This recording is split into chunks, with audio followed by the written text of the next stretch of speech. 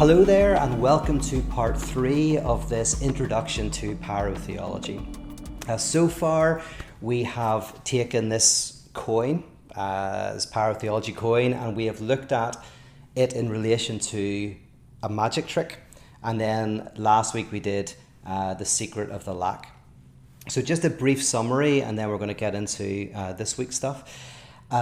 In the first week I outlined how a magic trick in a traditional sense has 3 parts. They have the pledge, the turn, and the prestige. The pledge is when an object is presented, the turn is the disappearance of the object, and the prestige is the return of the object. And I mentioned that the object that you get back, while you think it's the same, is very slightly different. And then I talked about the pledge of pyrotheology. And really I think the pledge, the existential pledge, which is an object that pyrotheology is going to make disappear and reappear in a different way. And that object is the sacred object. The object that has every perfection except one, existence. The object that we orient our lives around, thinking that if only we could get it, everything would be fantastic, everything would be fixed. And kind of an object that we damage ourselves in the pursuit of, that kind of like orients our desire. And I talked about the disappearance of that object, and then the return of not the sacred object, but the sacred as a depth dimension in all objects. And that path of the pledge, the turn, and the prestige is basically the journey that I want to take people through in the practice of pyrotheology. And then last part, we looked at the movement from the lack of the secret to the secret of the lack. And in a nutshell, the lack of the secret is the sense of separation we have from this sacred object, or what in psychoanalysis is sometimes called the lost object. So we feel that there's something lacking. We lack the secret to life, the secret to meaning. And then the movement from that to the point where we embrace the lack as a type of truth, as a type of reality that we have to tarry with, that we have to kind of find ourselves within. So that, again, that movement connected to the lack of the sacred object, to that lack being something that's more central than the sacred object. So that brings us to part 3. And in part 3, we're going to be looking at the last part of the obverse of the coin, which is the absurd cross, and also a kind of parting curtain. So I'm going to kind of look at what that means. And what I want to do in this part and in part 4 is connect what we've looked at to pyrotheology in particular. We're going to look at how we lose this sacred object in our lives, what that process looks like. And then in the last 2 parts, we're going to get kind of a little bit more practical in talking about how do we actually find practices that can help us with that journey. Okay, so to start with, I want to begin. There's going to be 3 parts to today's seminar. In the first part, I just kind of want to outline the magic trick in relation to the crucifixion of Christianity. So this is going to be very much focused on theology and a certain reading of theology. So if you think of the magic trick, right, often a magician uses a curtain, right? So they'll have an audience, and the audience is where all of the regular people enter in. You and I, we go into the arena and we sit in the chairs, and we're facing the front of the stage. And the stage is where the magician is, and the stage, the magician might have a curtain. And for one of these basic tricks, they'll take an object, they'll place it behind the curtain, right? And then hocus pocus, right? They will rip the curtain away, and the object won't be there. We thought it was behind the curtain, but it's not behind the curtain, right? That's the turn, right? Before the prestige, where the object is returned. Now, interestingly, you can see the Garden of Eden as being structured in a similar way, right? You have the garden where Adam and Eve are free to walk. You have a prohibition, which you can't penetrate. And then behind the prohibition, you have a sacred tree, right? And the idea, of course, is they break through the prohibition, they grab the fruit of the tree, and they eat it. They think it's going to be wonderful, but it's a curse, it's a disaster. Now this, as we've already looked at, is also similar to the Oedipus complex, where Oedipus has a prohibition, and behind the prohibition is this other who is his mother, unbeknownst to him, and he wants to return to the mother, breaking through the prohibition. So you have this kind of similar type of three-part structure, well, really two parts and something that gets in the middle, right? Something that splits. Now, the reason why I'm pointing this out is because the Temple of Jerusalem can be seen as also having this structure. You have the court of Gentiles, where anybody can come and go, and they can, there's markets and there's bartering and there's exchange. And then you have a curtain, and behind the curtain you have the Holy of Holies, which is completely closed off to you. Only the priest at certain times of the year can go in, right? So you have this similar thing. And just like in the Garden of Eden, that behind the prohibition you have the piece of fruit that can make you whole and complete. Because remember, the promise is you can eat that fruit and you will be like God, which traditionally means you will lack the lack, you will be whole and complete, right?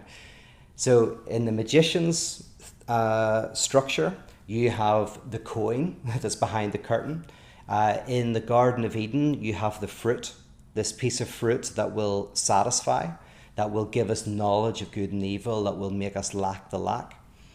In the story of Oedipus, you have a return to the mother other, a return to oceanic oneness. And then in the Temple of Jerusalem, you have the Holy of Holies, that behind that curtain is the absolute, is the divine, that is the house of the ground of all being. Right?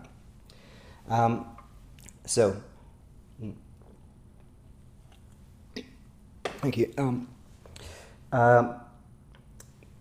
In the crucifixion, you have the turn, right? So in the crucifixion, you have the moment in which the temple curtain rips apart, just like the magician rips apart the curtain. And then we see what's behind it. And the truly radical moment is the moment that we realize there is nothing in the Holy of Holies. The Holy of Holies is empty, right? So there is also another reading. The confessional reading is, of course, God is not in that one location. God is now everywhere in the world. And that is going to connect with what I'm saying. But the first moment here is the turn. The absolute that we think is behind the curtains rip.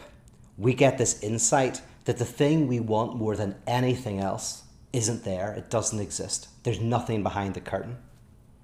Now, this could be seen as the nihilistic moment of Christianity, right? It's the moment in which you are shocked and freed from the thing that you are pursuing. It's not there. It doesn't exist.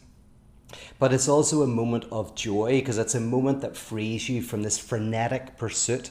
We're always trying to get over loss, try to fill something, kind of fill the loss that we feel and overcome the oppositions that we experience in life. And now we're like, oh, there's nothing at the other side of that will fix everything. So it's quite a crazy moment. And this is conversion. At a very simple level, to enter into conversion is to identify with Christ crucified, to experience this fundamental unplugging from a certain form of desire, kind of a drive-driven desire, right, where we are pursuing this lost object. So conversion is not a positive thing, as in it adds something to your life, it adds beliefs to your life, you start thinking differently or anything like that. It's a transformation in the way that we desire within the world, the way that we engage with the world. And it is a fundamental unplugging from the sacred object. All right. So in part one here, just want to isolate that connection, because I'm trying to give, in a way, a hermeneutic key to understanding the biblical text, right? So you kind of need a key to kind of explore it and to look at it and to engage critically with it. And so what I'm kind of outlining here is a type of trajectory within the text which starts with the human problem, the central problem of the sacred object, and all of the issues that arise from us trying to grasp it. Then, in the incarnation, we have this idea of the absolute becoming flesh and blood and dwelling amongst us, and then dying on the cross. And the ripping of the curtain is then the exposure of the loss of this object, which then leads us into what can be called the Epoch of the Holy Ghost, which we'll be looking at in part 4. So there's this kind of trajectory in this journey. I'm trying to say that conversion is where we identify with that experience of loss. We feel it in our body. It's a radical unplugging. It's the experience of neither nor, right, that the Apostle Paul talks about. Okay, so how does that happen, right? And this is one of the interesting things about Christianity. This is one of the reasons why Hegel was so interested in it, because you can see that connected with the ripping of the curtain is this claim, this cry, my God, why have you forsaken me, right? So at the very moment at which Christ cries out, my God, why have you forsaken me? The writers say that the temple curtain rips open and we see inside the Holy of Holies. I want to kind of unpick why those two are interconnected. But by the way, before I move into that, actually, I want to talk just very briefly about forgiveness and grace, right? This is about forgiveness too. So with the sacred object, right, there is a sense of lack. There is a sense of something that we are missing that is driving us. We want to fill it, right? Now, one way of thinking about lack is in terms of debt, right? If you think about money, there's two types of not having money, right? There's just having no money, right? Your bank account's at zero. And then there's being in debt, where your bank account is in negative. One is a nothing that is nothing, in the sense of it's a nothingness. The other is a nothing that is something, right? Because debt kind of controls us. It means we have to work in jobs we don't like. We're always having to pay people. We're getting phone calls and letters about paying that debt, right? So debt is a nothingness that is something. And there's two types of nothingnesses. Like there's the lack of speaking, if you're with someone you love and you're just not talking, or there's the not talking if you've just had an argument, right? The two are nothings, right? There's the not talking and there's the not talking. Or if you're in Northern Ireland during the Troubles and you're not talking about your Protestant neighbours or your Catholic neighbours, that's very different from not talking about your Buddhist neighbours, because there were very few Buddhists around that you would know of, right? So not talking about your Buddhist neighbours was kind of like it was an insignificant nothing. But not talking about your Protestant or Catholic neighbours, that not speaking spoke volumes, right? That said something about what's being covered over. Or one more example from Sartre. If you're waiting in a cafe for somebody and they're late, that person is absent to everybody in the cafe. But the other people in the cafe don't experience that lack. You experience it because you're waiting for them. The rest of them don't feel it at all, right? So those are just different examples of how there's kind of can be a nothingness that is nothing and a nothingness that is something. Even if you think about the nothingness that was before you were born and the nothingness that awaits you, right? The nothingness before you're born is a nothing that's nothing, doesn't really cause much anxiety in your life. But the nothingness that's ahead can cause anxiety in your life, right? So in relation to the sacred object, which we pursue, this gives us a sense of the lack of the secret, right? There's this lack. And we want to fill that lack. We want to fill that lack with the object, right? Pascal talks about the God-shaped hole within our lives, right? And we want to fill it in some way. Now, if I pay a debt, I do fill the lack, right? So if you owe money to somebody else and I pay it, that means I take the lack and I fill it with money and I render it nothing. But if you owe me money and I forgive the debt, I don't fill the nothingness. I render the nothingness nothing. You see what I mean? So to pay a debt is different than to forgive a debt. To pay a debt means to fill the lack, And none of us these days can. Most people in the world, in the modern world, can't pay their debts. Right? You're basically enslaved to debt in some way, probably for all of your life, whether it's mortgages or car payments or credit cards. But forgiveness of debt, and the closest we have to that today is probably bankruptcy, because in bankruptcy you can clear all your debt, although in America I think your student loans aren't included in that, right? But to forgive a debt is not to pay it, it's to render the nothingness that is something into a nothingness that is nothing. And I saw this firsthand with some friends when they got into debt during the recession in 2010.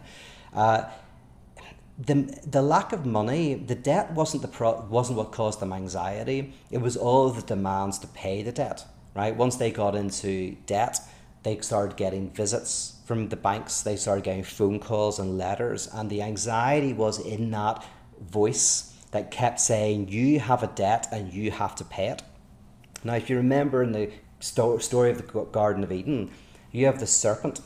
The serpent is the one who says, you eat that fruit and you will be whole and complete, right? So the serpent is reminding you that you have a lack. By promising you can fill the lack, the serpent is saying you are lacking. And if only you move towards that sacred fruit, eat that fruit, then you will be able to lack the lack. You'll be able to fill the lack. You'll be able to pay the debt, right? And so we obey the serpent. But the challenge is not to obey the serpent, but to exorcise the serpent. And the exorcism of the serpent is grace and forgiveness, right? So forgiveness is the feeling that the nothingness that you feel is rendered nothing, which is the moment when you realize that the sacred object that you are pursuing isn't there. Now you don't feel this frenetic pursuit, this trying to always achieve it. And grace is the result, it's the experience of I don't have to do anything. I don't have to pursue this. I don't have to run forward and try to grasp this. I'm not okay, you're not okay, and that's okay, right? This is like, it's a putting the brakes on some movement to try to get fullness. And in the Hebrew scriptures, it's called the serpent. In Freudian terms, it's called the superego. But it's that voice that keeps telling you that you have to do something in order to find that wholeness and completeness. This moment of ripping the curtain back is the moment at which you realize that the thing that you're always pursuing, that you think that will fill the lack, is actually what is making you experience the lack in the first place. So the very thing that you think will fill the lack is exactly what creates the feeling of lack in the first place. So just like Adam and Eve walking in the garden, happy, content, and then as soon as the prohibition comes in and the serpent says, you've got to transgress that prohibition, then you'll be complete. That's what creates the sense of incompleteness that generates the drive to get there. So we're talking about forgiveness and grace. And also we're going to talk about joy in the third part of this. So these are three interconnected themes: forgiveness, grace, and joy. Forgiveness is the experience of robbing lack of its sting. Not getting rid of the lack, not filling the lack, but robbing it of its sting, rendering the nothingness that is something into the nothingness that is nothing. That's forgiveness. Grace is the experience that comes with that of no longer needing to pursue, to frenetically move, to try to get somewhere, which actually generates its opposite, right? That's the whole Pauline thing, that the more you try to get something, the more you try something, the more you sabotage yourself, right? One clinical example was of a woman who was having a lot of sex with strangers, and she felt guilty about it. And she went to an analyst, and the analyst, as he talked to her, realized she was full of guilt about this, and she was kind of thankful that at least she felt guilty, right? Because if she didn't feel guilty, maybe she would do it even more, right? She thinks about, what would my parents think? What would my community think? And she had this guilt. But as she worked through the guilt and the guilt level dropped, instead of making her then want to go out even more, the desire to go out diminished as well. So the very thing that she thought was preventing her from having more unsafe relationships was the very thing that was fueling her desire to have those unsafe relationships. So as you brought down the prohibition, you brought down the desire to transgress the prohibition. And that's why love fulfills the law by overturning the law, because the law, as the prohibition, generates the desire that it attempts to quash, whereas love, in its permissibility, is able to actually direct itself against the drive to transgress itself, right? So forgiveness and grace is that moment where I don't have to do anything, that paradoxically is what allows you to change. Just like in AA, before you do the 12 steps, the first step, the step 0, is being in a room of people who just accept you for who you are, where you can just be honest about your situation, be honest about what's happening, and not have to do anything. And if you haven't experienced that grace, and Paul Tillich defines grace as the acceptance that you're accepted. So it's not just that I accept you, right? You have to feel that acceptance. You have to be able to somehow open yourself to it. But when you accept the acceptance, like in AA, then it's weird, because in a way you're accepted for who you are. You don't have to change. You don't have to do anything, right? But that actually is what allows the 12 steps to become effective. If you don't have that first experience of grace in AA, those 12 steps are going to be more like laws. And the more they are like laws, the more you're going to find that you either want to transgress them, you either find yourself always fighting them, or you will get over the alcoholism, but you'll replace it with something else, right? You'll get addicted to Diet Coke or to CrossFit or something like that, right? You'll find something else, maybe slightly less unhealthy, but you know, you won't have broken the back of the drive. So, what I've tried to outline here is what conversion can be understood as. Conversion, freedom from the sacred object, which means rendering the lack a nothing that is nothing. That is experience of grace or forgiveness, which is felt as grace, and leads to joy. And joy can be understood as a type of affirmation of life. So we're going to come back to joy in a second.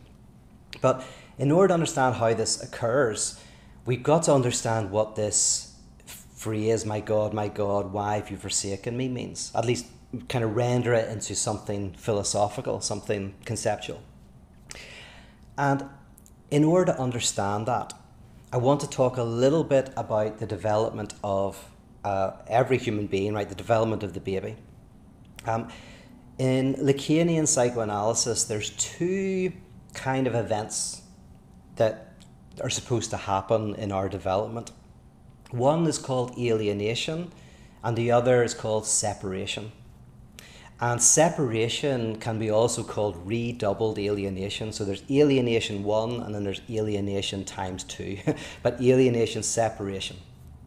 And alienation is the experience in which you are not one with your environment and with your primary caregivers, right? It's where you start to feel yourself as not connected. As a person, I am a subject, I am an I, and not immersed in the world. That was kind of like, it was never really what we were, but it's kind of an experience we have, that there was this kind of moment before we were separated from everything, before I became an I, when I was part of the oceanic oneness. So alienation basically names that.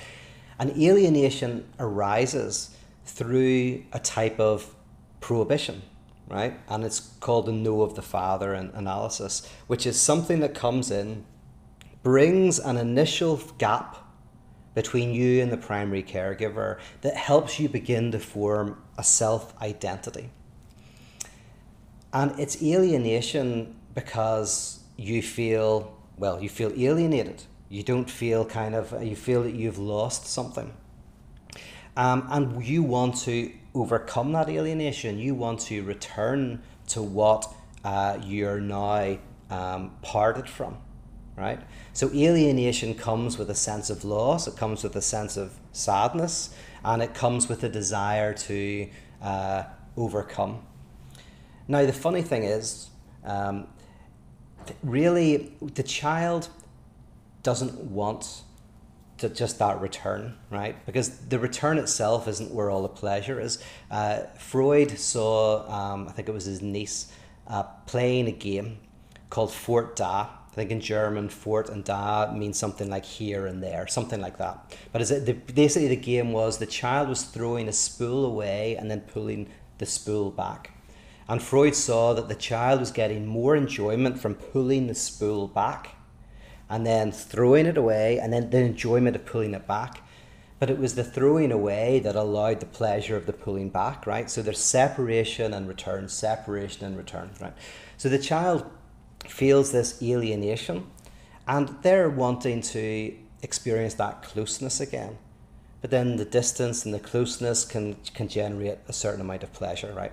But that's alienation. Very, very early on, we feel a certain alienation. And then separation happens. And separation happens when we realize that the one we are alienated from is also alienated from themselves, right? So it's when, right, you're looking at the other and you think that they are perfect and amazing. Like when you look at your parents, maybe when you're very young, and you think of them as gods, right? They're all powerful, right? And you want to envelop yourself within them. You want to find a little gap within them that you can fill. But they're basically these incredible beings. But there is a moment when you realize you can't kind of be everything to your mother or your father, and they can't be everything to you because they're alienated from themselves. It's not that they just have a small gap where you can fit in and you can make each other whole. It's that your parents are also don't know what they desire and desire multiple things and have other things in their lives. And that moment is quite traumatic. It's actually kind of the moment when you realize your parents are just human beings, right? And not these all-powerful people.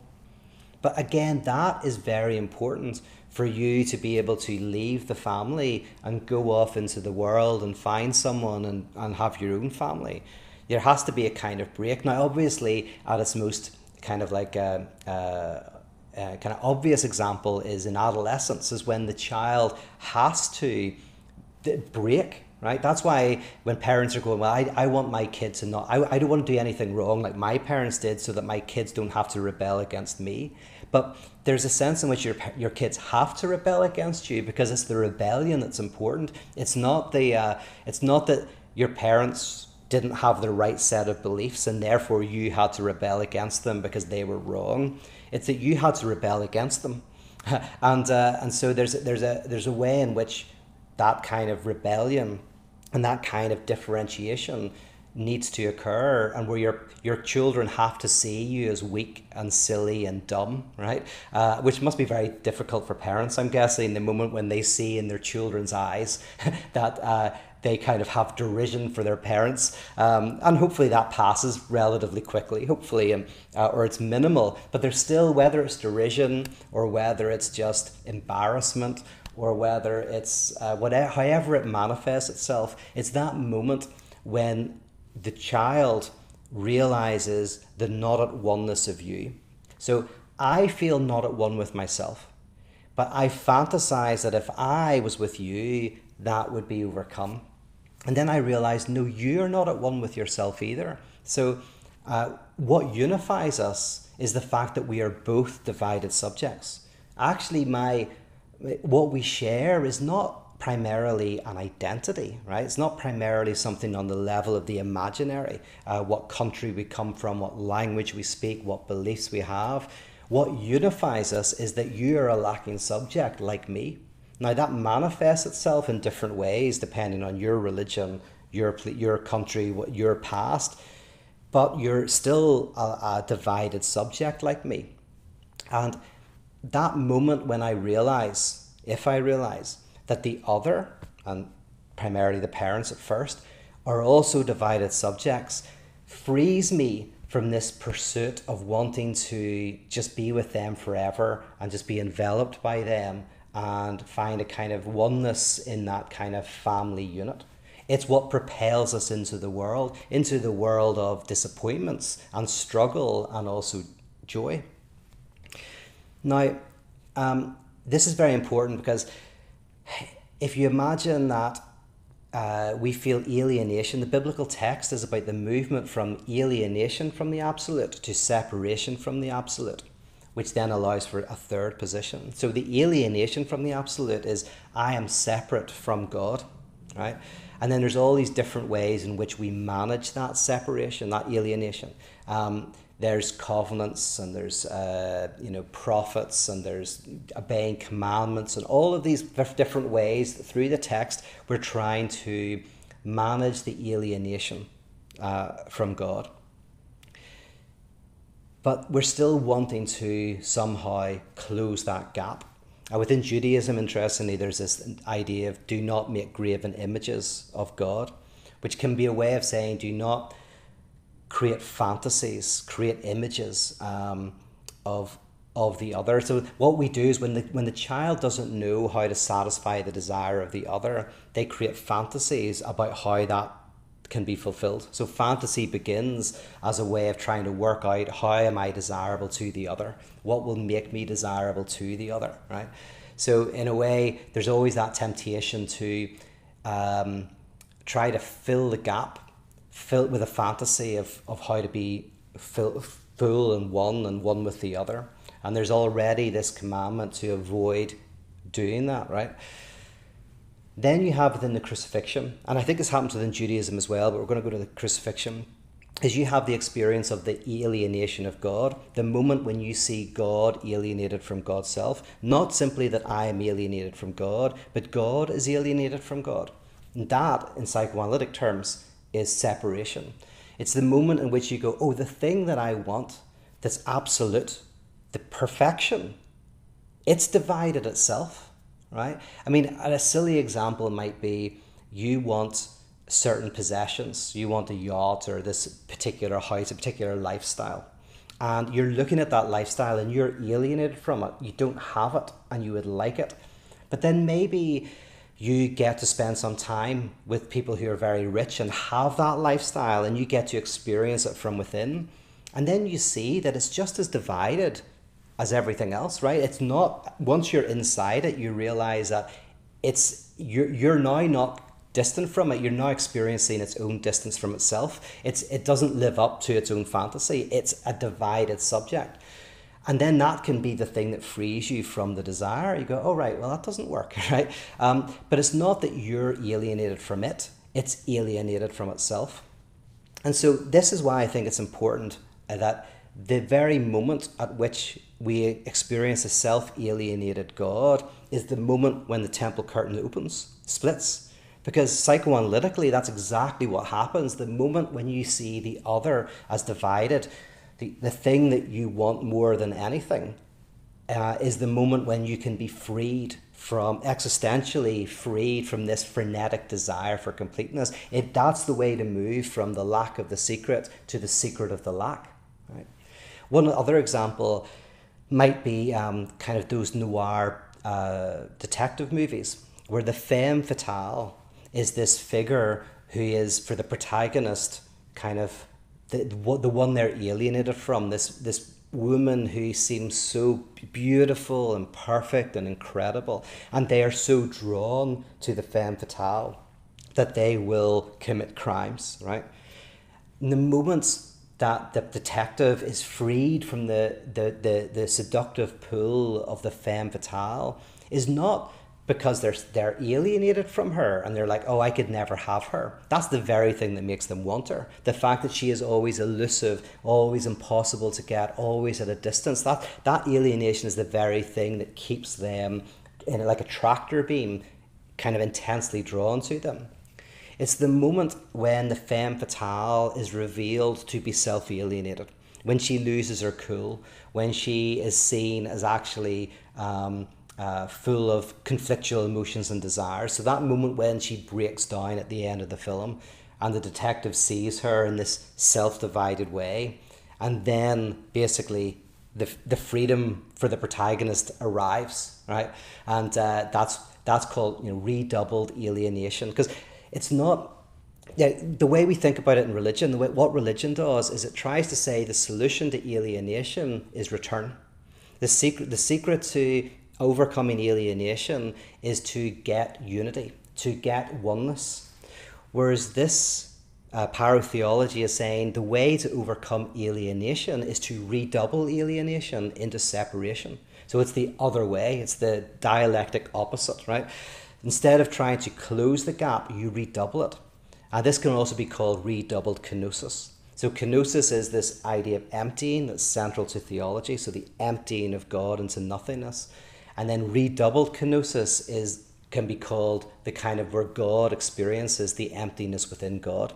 And it's this redoubled kenosis that brings reconciliation, right? Hegel calls reconciliation the reconciliation of unity and difference. So reconciliation doesn't bring us to a unity, a oneness. It's what reconciles us to a type of lack, where lack becomes part of the one. And that's where we're driving towards.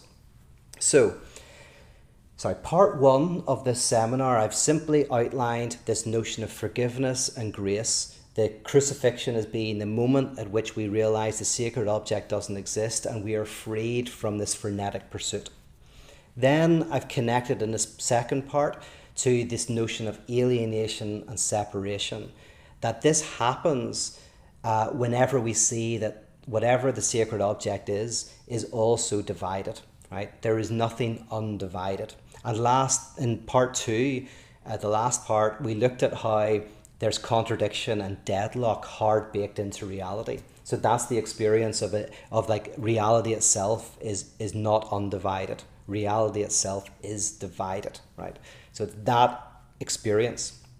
And in Christianity, we identify with Christ, and then in that identity, we experience Christ experiencing that self-alienation, and so we experience it within ourselves. We're going to look at that in more depth in part 5. So in part 5, I'm going to look at how that happens. But just for now, I'll say it again. It's that we identify with the absolute. So what we do is we want to be like God. We identify with God, and then God through kenosis becomes human. So we have to identify with humanity, and then through redoubled kenosis experiences self-alienation, and so we're brought to experience our own self-alienation. So the very thing that we were trying to get away from, we've been brought back to. The liturgical structure, the theology has we've brought us back to ourselves and brought us back to what we were repressing or disavowing in our lives, which is our own self-alienation. Because when we're confronted with a self-alienation of the other, we are confronted with a radical type of self-alienation that can never be overcome. And this will lead us then into next week, the Epoch of the Holy Ghost. So now part 3. And this will help to explain why I call this an absurd cross or impossible cross. Because what you'll see, you might not be able to see this too clearly, but it's the cross is a three-dimensional object that actually would be impossible to render in a three-dimensional way, because the bars of the cross interweave in an impossible way. If you look at impossible objects, like there's a famous one of a table, but the table, the legs are it's like an optical illusion.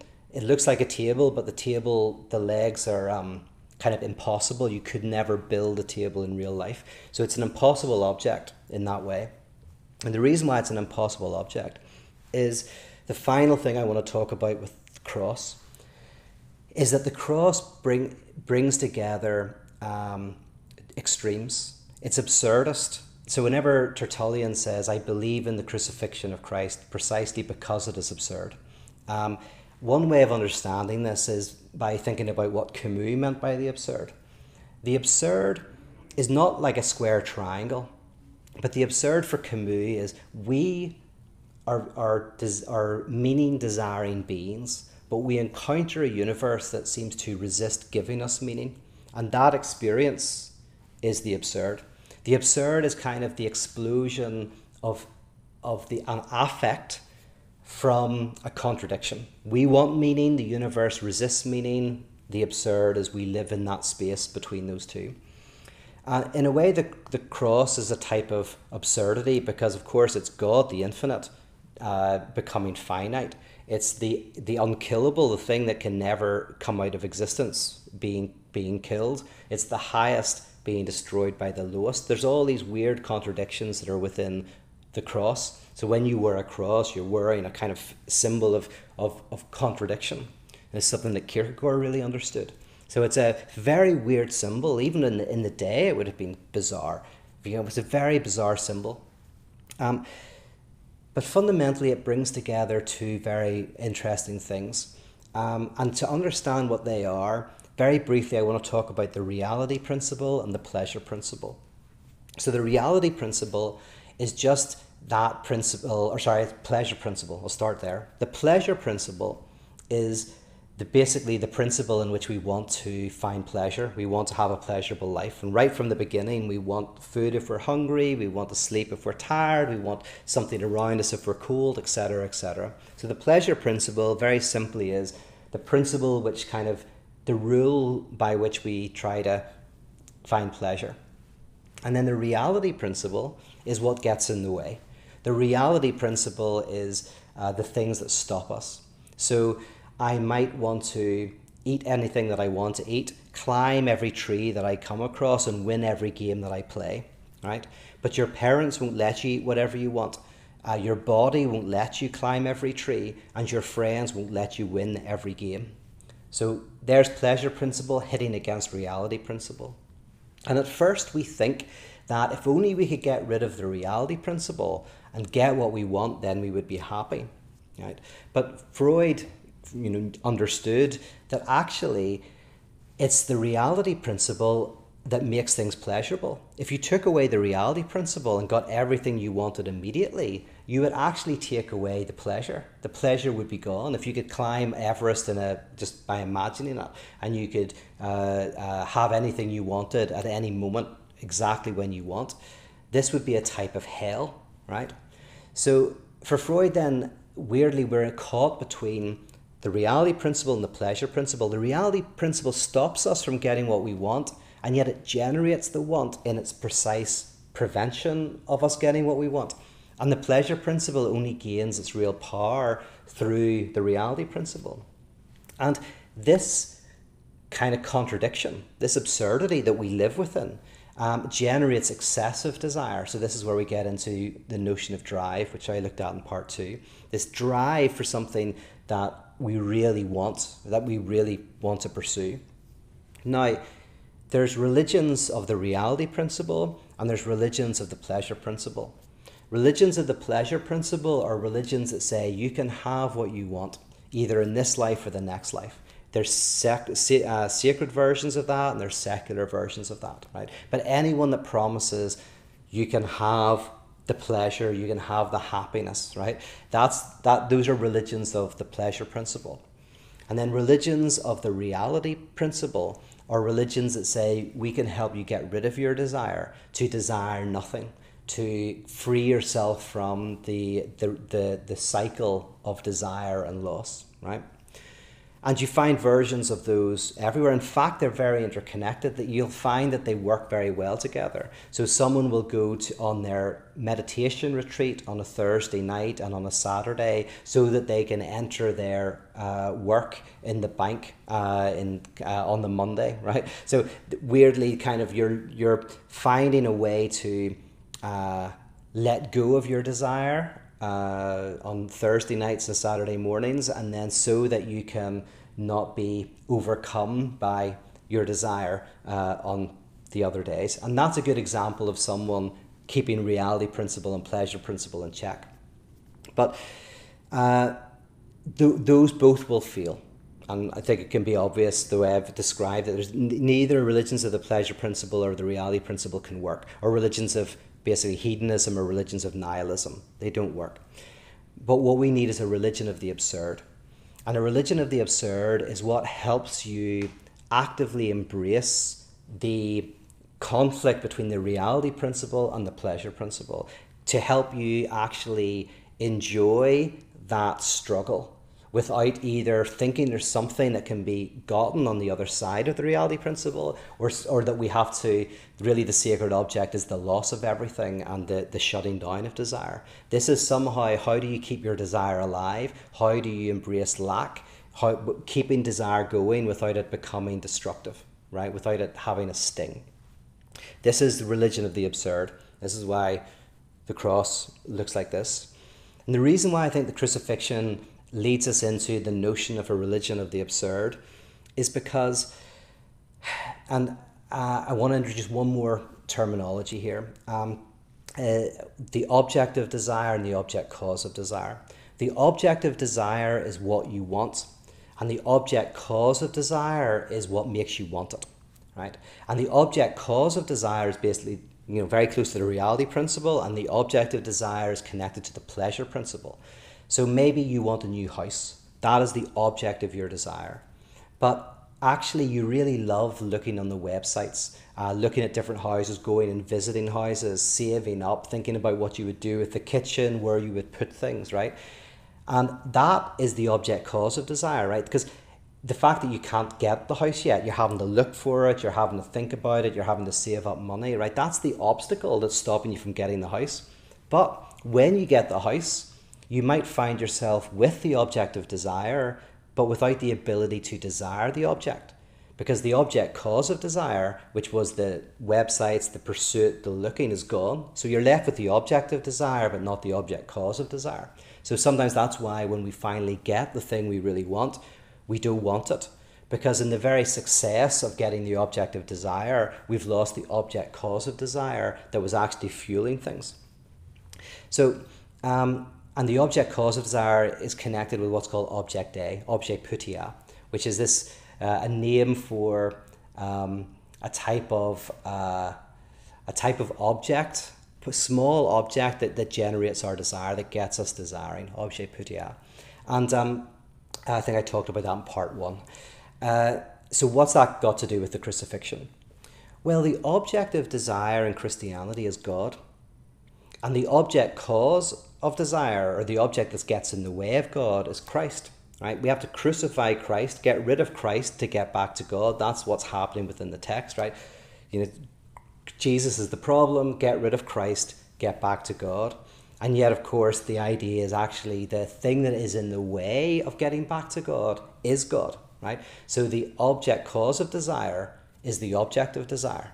So it links together the object cause of desire with the object of desire. The thing that we think we have to get over to get to God is where God is situated. This is key to conversion. You see it in Paul, the Apostle Paul.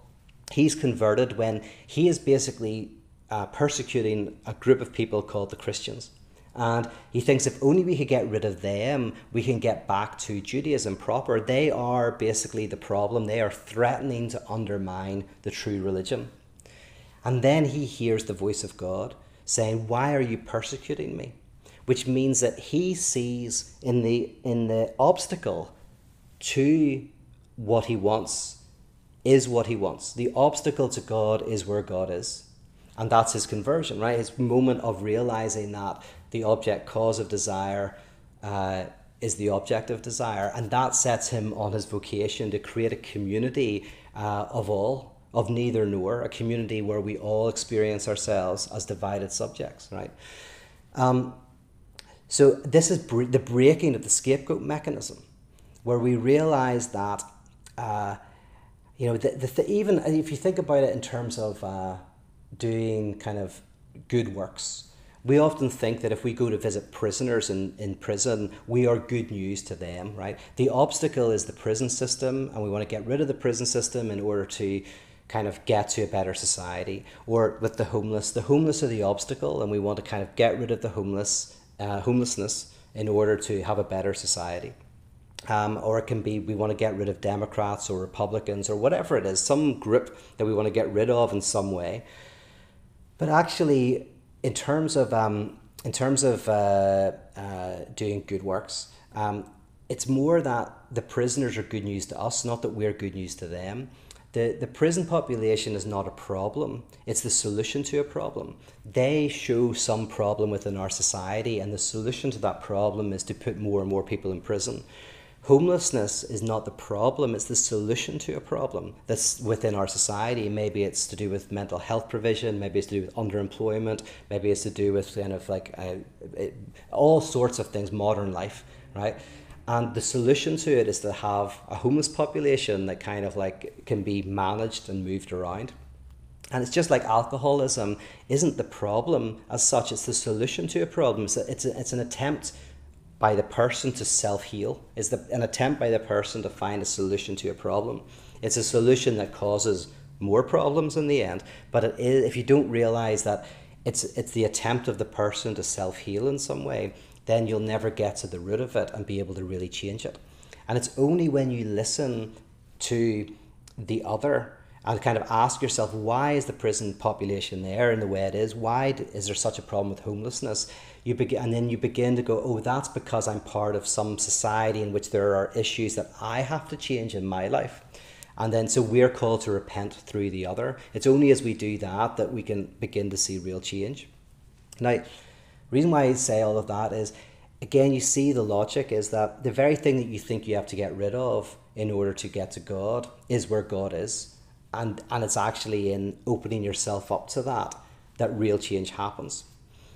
And this means, if you remember from part 2, this means seeing the contradiction beneath opposition and the lack within loss. So it means instead of us constantly trying to get rid of something to get to something perfect, realizing that most of the problems that we see in our society are attempts to avoid confronting the lack that is part of life. It's the fleeing from that is the problem. It's not the lack that's the problem, it's the fleeing from it, the not looking at it. And so what we do is we then create all of these problems within our society as a result of that. So again, I think that will connect with part 1 and part 2, what we've looked at. Now, the reason why I'm saying all of this is that in the crucifixion, you see that the thing that you think is in the way is actually the thing that you're desiring, is because what that means is you discover a type of joy in the obstacle. You find what you're looking for. You're seeking something, and then you're not realizing that the very seeking is the finding. So maybe this is the big takeaway from this part, is that there's a Bible verse that says, seek and you shall find, knock and the door shall be opened, seek and you shall find, ask it will be given, knock and the door will be opened, right? Now, when we read that, it sounds like it's like seek, and then at some point in the future you will find. And that's our normal way of thinking about things. When I seek something, eventually I'll find it. If I lose my keys and I look long enough, I'll find them, right? But this is not what the verse is saying. The verse is better translated as seek and find, knock, doors opened, ask, you receive. In other words, it's like heat and light. There's no temporal distinction between the two. There's no spatial dimension between the two. The two are completely interwoven. The seeking is the finding. The knocking is the door being opened. The asking is the receiving. Which means that in seeking the object and being constantly not being able to get it, that seeking, that heartfelt seeking, is the evidence that you are within the sacred, not as an object, but as a depth dimension in the seeking itself. This opens up what is called joy, right? Enjoyment. And joy is connected to not having. It's the pleasure you receive from not having, right? So pleasure, think of pleasure as the enjoyment you get. Let's say, these words are so interchangeable, it's difficult, so hold on. You've got enjoyment and pleasure, right? Pleasure is the positive experience you get from something, right? You get something you want and it feels good. At Christmas Day, you open up a present, it's what you want. That's great. Enjoyment is the positive feeling you get from the waiting, from the not having, from the looking forward to, right? So whenever a kid is waiting for Christmas, you can see them getting something from the waiting. And actually, that's often much more powerful than the getting, right? So there's enjoyment and there's pleasure. And enjoyment, we're talking about joy, the joy and enjoyment, is a type of affirmation of life that comes from not having. C.S. Lewis talks about this when he talks about surprised by joy. Joy for him is the sense of an aroma of a heaven that he is not in. So it is a pleasure that he is getting from not having. Right? And so what we see in this notion of the object and the object cause of desire being in the one location, wrapped impossibly together, that's the absurd. Right? And one example of how this looks in an unhealthy way and then in a healthier way is if you take a couple, and you see this all the time, but we'll call them Jack and Jill, and they've been married for 10 years and the desire is out of the relationship. You know, they still hang out, but there's no real desire. And then Jack starts having an affair with Snow White. And so they're having an affair, and eventually it's found out. And he's always saying to Snow White, oh, if only I wasn't married to Jill, that we could be together, everything would be wonderful. But when Jill finds out, she says, okay, you can be with Snow White, you know, leave the house. And he's like, yeah, fine, we don't really have a relationship anyway, I'm going to leave, right?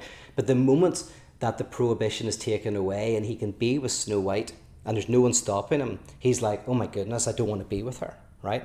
The desire to be with her was being generated by the fact that he couldn't be with her. And now that he's free to go, he doesn't want to go. And then for the woman, she starts to desire her husband precisely because something's threatening to take him away, right? So something's getting in the way that threatens to take him away. So I'm thinking about some people in particular I know who this has happened numerous times in their relationship, not once. Like if you were an alien from outer space and you saw that, you'd go, oh, right, well, Jack and Jill are going to split up and Jack's going to go out with Snow White, obviously. But very rarely does that happen, right? And if it does happen, it often falls apart. Because what's not being understood is for Jack, as a type of obsessive, he desires what he cannot have.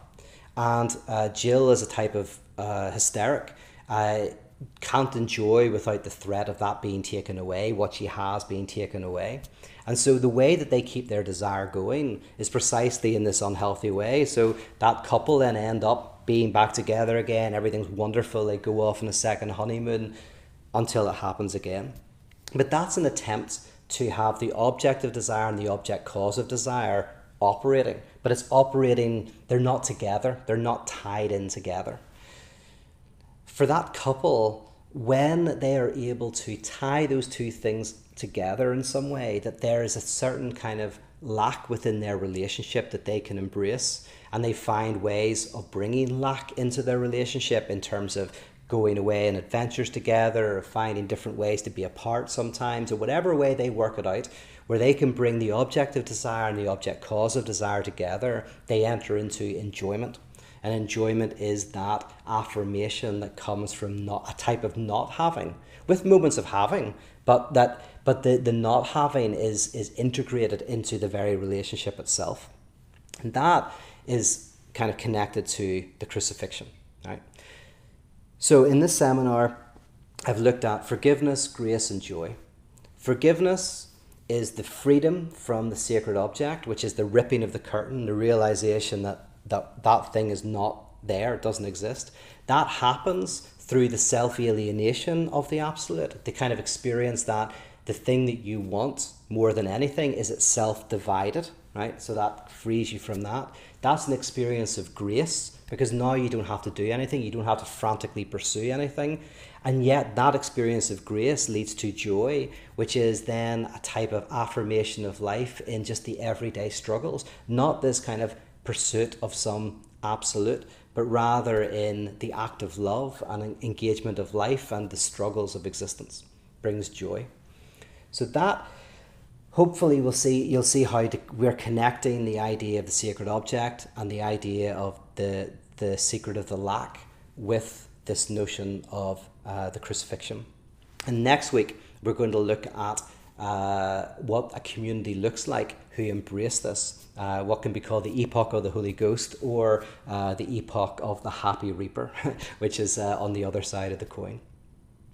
So I'm just going to look to see if there's any questions, and take it from there. Let's see.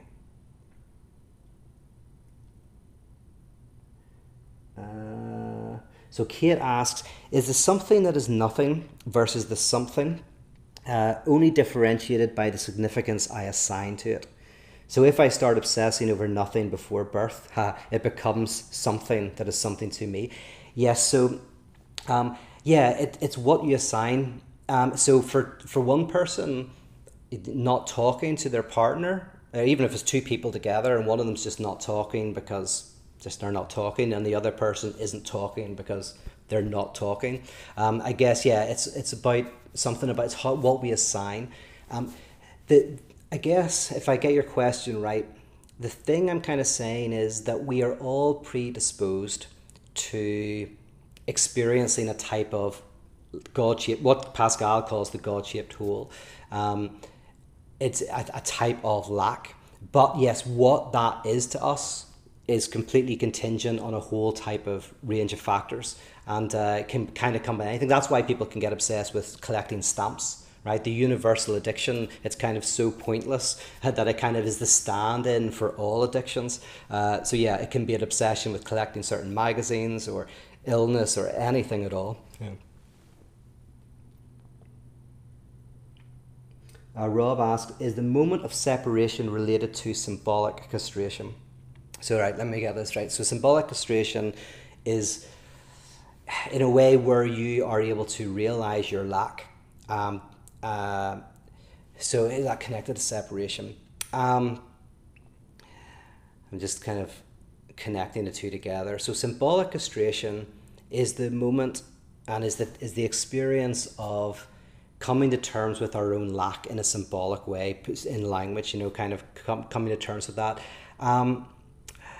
Yes, pretty much, because if symbolic castration doesn't hold, we're just talking about psychoanalysis for a minute, if symbolic castration doesn't take hold, then you basically enter into a kind of perverse relationship with the world.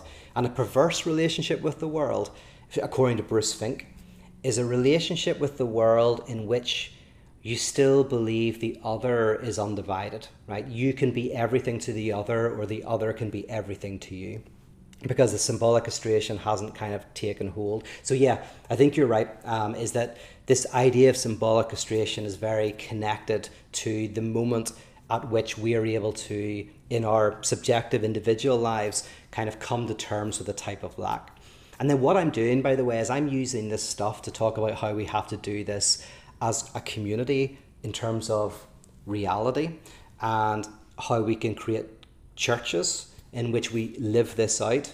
And then potentially we can find a way to have societies that live this out. So symbolic castration, what happens at an individual level, in some respects, has to happen at a kind of societal level.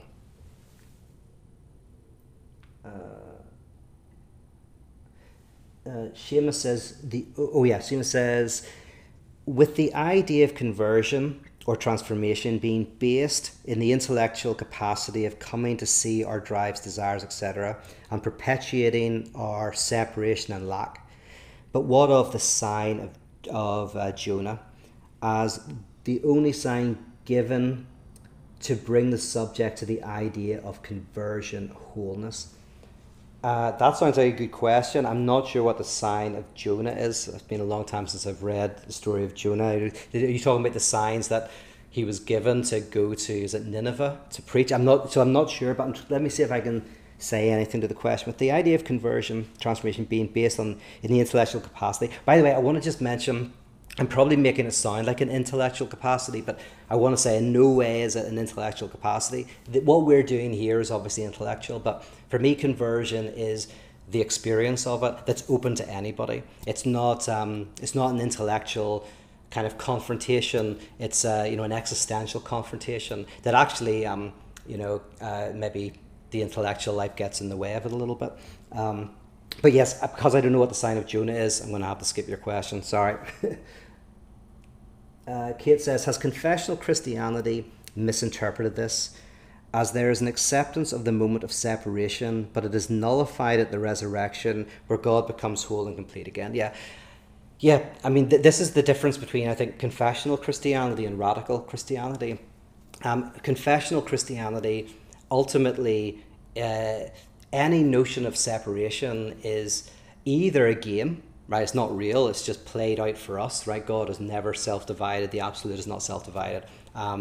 Or it's a momentary kind of rupture that gets fixed, gets filled in. So it's not the forgiveness of debt, it's the payment of debt. And I think that's I at the moment and for the last while I think that is the main difference between like what something like pyrotheology as a radical theology is doing and what confessional theology is doing. Confessional theology wants to fill the lack and reinscribe it as loss, and purely a loss that can be refound. And pyrotheology wants to redouble alienation and go that direction, not in order to lose the absolute, but to experience a very different type of absolute, which is what we're going to look at in the next part. Oh, Kit says, and in comparison, what is the pyrotheological understanding of the resurrection? Yeah, so I kind of hinted at it today in that notion of the bringing together of the object of desire and object cause of desire. In that, for me, resurrection is the return of the sacred, but it's the return of the sacred not as an object that we love, but as the depth dimension that we experience in the act of love itself. And the reason why I was hinting at it today is because it's in the crucifixion itself, is that this is why it's not nihilism, it's ultimately joy, or joyful nihilism. It's joy in that you lose the sacred as an object, but the sacred returns, the absolute returns as that which is in struggle and contradiction and lack. And so the God returns where two or three are gathered together in love, and that I think is the resurrection God, is where two or three are gathered together, there God is. And even that the road to Emmaus is it where as soon as Jesus is recognized by the disciples, Jesus disappears, right? There's a certain kind of like virtual nature to kind of the resurrection. So resurrection for me is not a return to an undivided absolute, but rather the community that lives in joy, in love, and in that discovers what Bonhoeffer called religionless Christianity, or a divided absolute. And that's the big difference. That's the big difference. That's the way I see it. Nathan says, do you see this as an orthodox view of Christian theology? Has the historic church seen the cross this way? Yeah, Nathan, that's a good question. And I would actually love more people who are church historians and religious historians to kind of go into this, because I do think that there are elements of this kind of thing throughout. So it's not that it's been discovered for the first time in Hegel or in Altizer or whatever. There's definitely, you can see this in people like Eckhart, and you can see it within the biblical text itself. And the question is, to what extent has this been seen within, say, a confessional system? And I would say this is always John Caputo says it like this. He thinks radical theology isn't something, it's what haunts confessional theology. So my analogy is like the warning on the pack of cigarettes, right? The warning is without the warning, the cigarettes, they can do a lot of damage, right? Smoke, it'll kill you, right?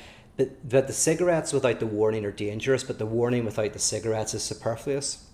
And I used to think of this in terms of icon. Icon was like the warning of religion, but without religion, icon was pointless. But without icon, religion could be dangerous, but without religion, icon would be pointless. That's John Caputo's analogy for radical theology. Radical theology isn't a thing.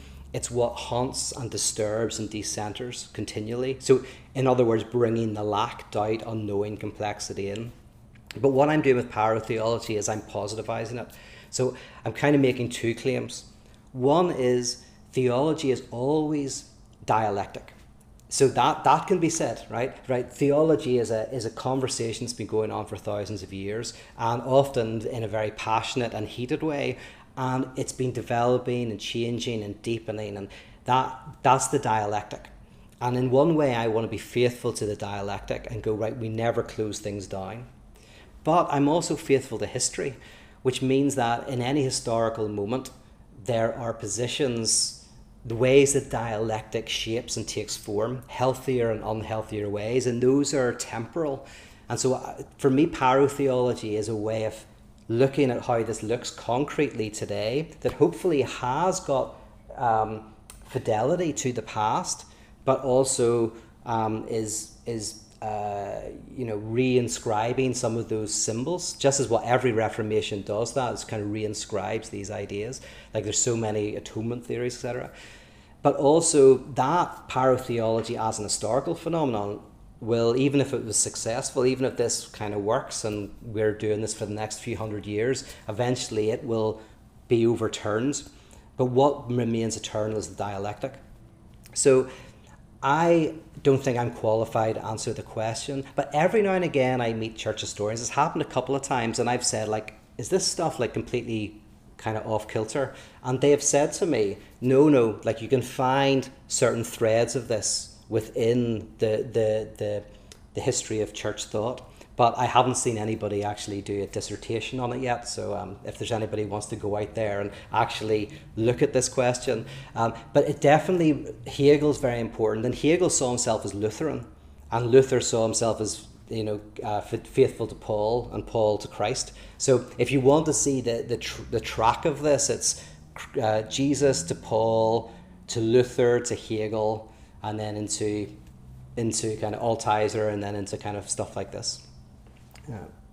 All right, listen, thank you so much for sticking with me again, and I'll see you for part 4, where we're going to be looking at the epoch of the Happy Reaper. Until then, take care. Bye-bye.